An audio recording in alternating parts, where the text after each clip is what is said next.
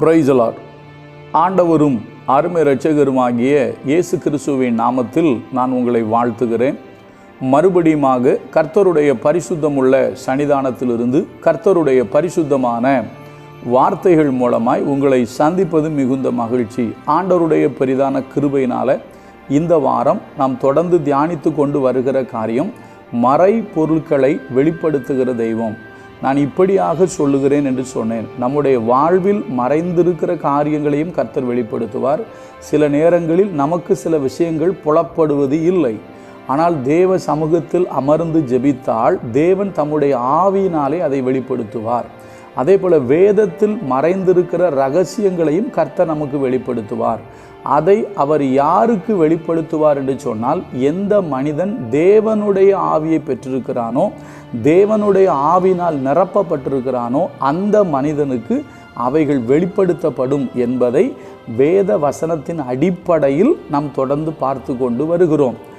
ஆண்டவருடைய கிருபையினால் நேற்று 1ஆம் தேதியாக இருந்ததுனால நேற்றைய தினத்தில் கர்த்தர் கொடுத்த வார்த்தையை திருச்சபையில் தியானித்தோம். அதாவது நம்முடைய விளைச்சல்களை அவர் பெருக பண்ணுவார். ஒரு மனுஷனுடைய வாழ்க்கையில் விளைச்சல் கெட்டு போனதும் உண்டு, விளைச்சல் பெருகியதும் உண்டு. அதை நாங்கள் நேற்று தியானித்தோம். அருமையான தேவ பிள்ளைகளே, இஸ்ரவேல் ஜனங்கள் விதைகளை விதைத்திருக்கும் போது அவங்க விளைச்சலை கெடுத்து விடுவதற்கு அம்மோனியரும் மோவாபியரும் கிழக்கத்தி புத்திரரும் வந்தாங்க அப்படின்னு எழுதப்பட்டிருக்கும். அமலேக்கியரும் வந்ததாக எழுதப்பட்டிருக்கும்.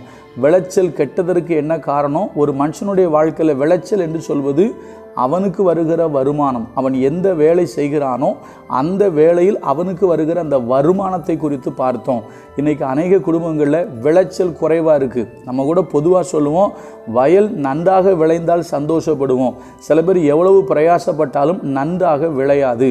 நேற்று கூட பார்த்தோம் அல்லவா, ஏசாயாவில் கர்த்தர் சொல்கிறாரு, 10 ஏர் நிலம் திராட்சை செடி போட்டது ஒரே ஒரு களம் தான், ஒரு படி தான் திராட்சை ரசம் கொடுக்கும் அப்படிங்கிறாரு. அதுபோல் ஒரு களம் விதைக்கிறது ஒரு குறுணி விளையும் அப்படிங்கிறாரு. இந்த விளைச்சல் குறையிறதுக்கு என்ன காரணம் அப்படிங்கிறத பார்த்தோம். அதோடு சேர்த்து நம்முடைய வாழ்விலே தேவன் விளைச்சலை வர்த்திக்க பண்ணுவதற்கு என்ன வழி என்பதையும் நேற்று பார்த்தோம். ஒருவேளை பார்க்காதவங்க யூடியூப்பில் போனீங்கன்னா நீங்கள் அதை பார்க்கலாம். இப்போ இன்றைக்கி அடுத்த ஒரு காரியத்தை உங்களோடு பகிர்ந்து கொள்ள விரும்புகிறேன். அது என்ன அப்படின்னு கேட்டிங்கன்னா, தேவன் மறைபொருளை யாருக்கு வெளிப்படுத்துகிறார்? அதை நம்ம தொடர்ச்சியாக இப்போ இன்றைக்கும் நாளைக்கும் பார்த்து நம்ம நிறைவு செய்வோம். அப்போஸ்தலனாகிய பவுல் மிக அழகாக ஒரு வார்த்தையை சொல்லுகிறார். நம்ம மிகவும் கவனமாய் கவனிக்க வேண்டிய ஒரு விஷயம் என்ன தெரியுமா? அது நான் வாசிக்கிறேன் பாருங்க.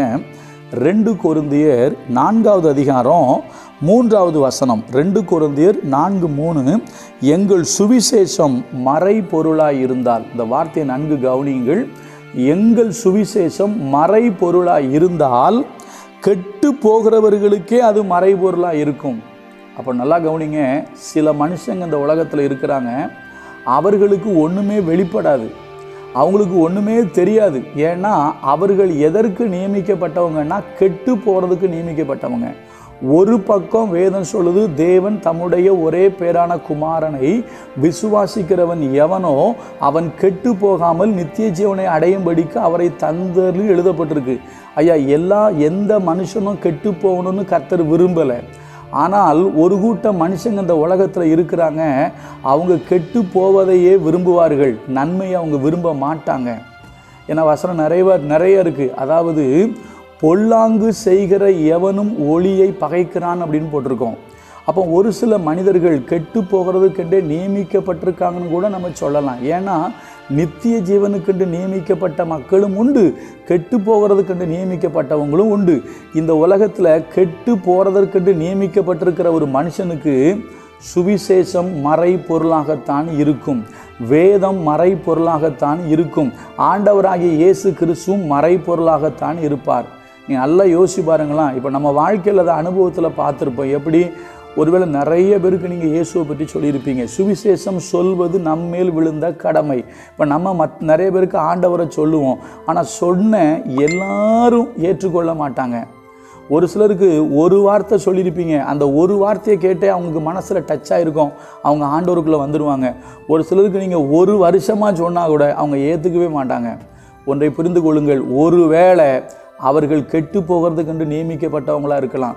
ஏன்னா அப்படி கெட்டு போகிறதுக்கென்று ஒருத்தர் நியமிக்கப்பட்டிருந்தான் அப்படின்னா அவனுக்கு கர்த்தருடைய சுவிசேஷம் மறை பொருளாகவே இருக்கும். நான் இன்றைக்கி இப்படி சொல்கிறேன், யாருக்கு மறைபொருளாகவே இருக்குன்னு கேட்டிங்கன்னா, கெட்டு போகிறதுக்குன்னு ஒருத்தர் நியமிக்கப்பட்டிருந்தான் அப்படின்னா அவனுக்கு நீங்கள் என்ன சொன்னாலும் அவன் மண்டையில் ஏறாது, அவனால் ஏற்றுக்கொள்ளவே முடியாது.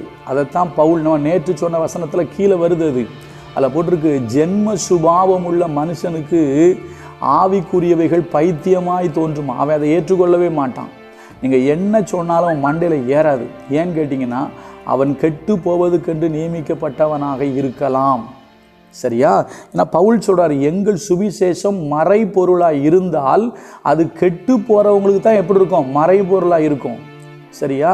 அப்போ கெட்டு போகிறவங்கன்னு ஒரு கூட்டம் இருக்குது. நான் மறுபடியும் சொல்கிறேன், அப்போஸ்தலர்கள் பிரசங்கிக்கும் பொழுது நித்திய ஜீவனுக்கென்று நியமிக்கப்பட்டவர்கள் எவர்களோ அவர்கள் விசுவாசித்தார்கள். அப்போ எவர்கள் நித்திய ஜீவனுக்கென்று நியமிக்கப்பட்டிருக்கிறாங்களோ அவர்களுக்கு சுவிசேஷம் மறைபொருளாக இருக்காது, அவர்களுக்கு வேதத்தில் உள்ள மறைபொருள் வெளிப்படும். எவர்கள் கெட்டு போகிறதுக்கு நியமிக்கப்பட்டிருக்காங்களோ அவங்களுக்கு மறைபொருளாகவே இருக்கும், அவங்களுக்கு சுவிசேஷம் மறைவாகத்தான் இருக்கும். நான் இன்னொரு காரியத்தை சொல்லி நிறைவு செய்கிறேன். இயேசு மிக அழகாக சொல்கிறாரு. பார்த்தீங்கன்னா மத்தேயுல அவர் சொல்லும்போது கலிகூர்ந்து சொல்லுவார் ஆவியில். நான் படிக்கிறேன் பாருங்களா, மத்தேயு 11வது அதிகாரத்தில் ரொம்ப அழகான ஒரு வார்த்தை அது. மத்தேயு 11 மத்தேயு 11 25 வாசிக்கிறேன். அந்த சமயத்தில் இயேசு சொன்னது, பிதாவே, வானத்துக்கும் பூமிக்கும் ஆண்டவரே, இவைகளை ஞானிகளுக்கும் கல்விமான்களுக்கும் மறைத்து பாலகருக்கு வெளிப்படுத்தினபடியால் உம்மை ஸ்தோத்தரிக்கிறேன். அப்போ ஞானிகளுக்கும் கல்விமான்களுக்கும் அது மறைக்கப்பட்டிருக்கு, பாலகருக்கு வெளிப்படுத்தப்பட்டுச்சான். அது என்ன தெரியுமா? கீழே போட்டிருக்கு, ஆம் பிதாவே, இப்படி செய்வது உம்முடைய திருவிழத்துக்கு பிரியமாக இருக்கிறது. சகலமும் என் பிதாவினால் எனக்கு ஒப்பு கொடுக்கப்பட்டிருக்கிறது. பிதா தவிர வேறு ஒருவனும் குமாரனை அறியான்.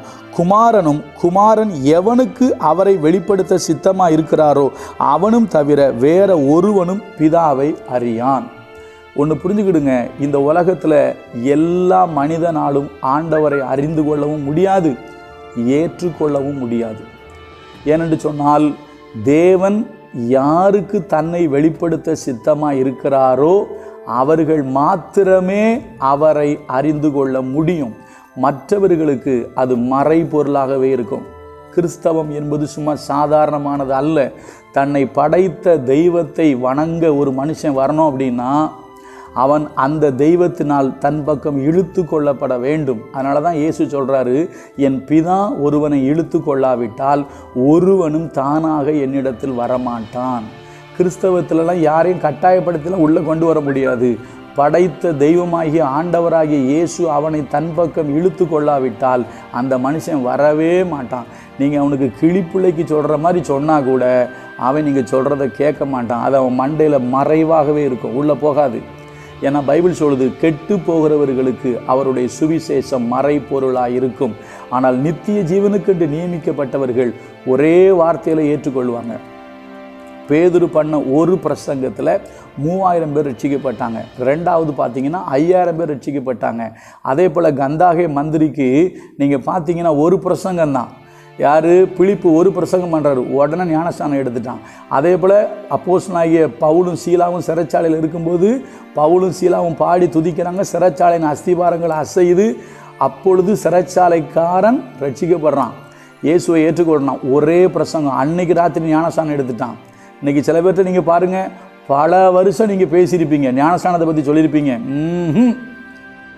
அவங்களாம் கெட்டு போகிறதுக்கு நியமிக்கப்பட்டவங்க. கெட்டு போகிறதுக்குன்னு நியமிக்கப்பட்டவனுக்கு இது மறைபொருளாகவே தான் இருக்கும். ஆனால் ரட்சிக்கப்படணும், நித்திய ஜீவனுக்கு நியமிக்கப்பட்டவன் சொன்னவனை கீழ்ப்படிவான். இந்த ரெண்டு வித்தியாசம் நீங்கள் பார்க்கலாம்.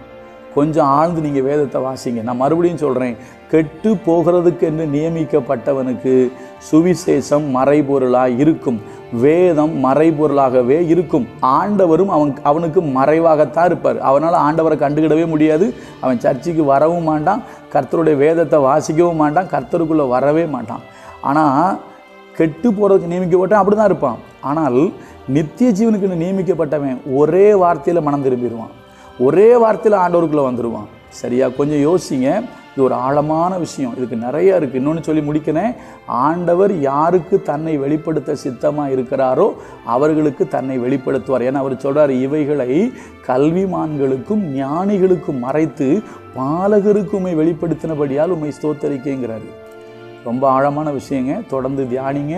கர்த்தர் உங்களுக்கு எனக்கும் உதவி செய்வார். கர்த்தர் நல்லவர், அவர் கிருபை நம்மேல் என்றும் உள்ளது. God bless you.